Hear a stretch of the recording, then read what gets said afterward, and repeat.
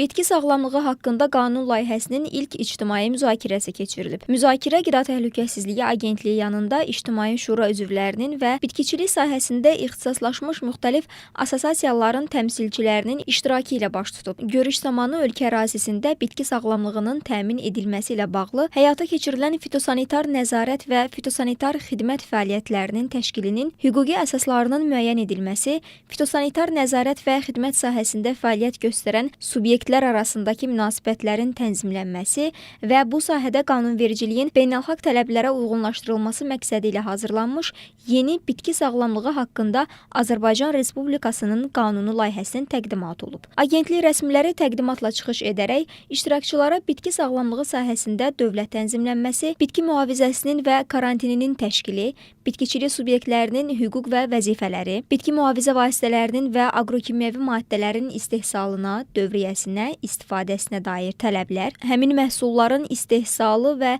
dövriyyəsi ilə məşğul olan obyektlərin qeydiyyatı, fitosanitar xidmətlər və layihədə nəzərdə tutulan digər məsələlər barədə geniş məlumat verib. Qeyd olunub ki, bitki sağlamlığı haqqında qanun 10 fəsil və 46 maddədən ibarətdir. Tədbirdə İctimai Şura üzvləri və assosiasiya üzvləri tərəfindən qanun layihəsi ilə bağlı fikir mübadiləsi aparılıb. Yeni qanunla bağlı maarifləndirmə işlərinə dəstəyin göstərilməsi və ictimaiyyətə zəruri tövsiyə və məlumatların verilməsinin vacibliyi diqqətə çatdırılıb.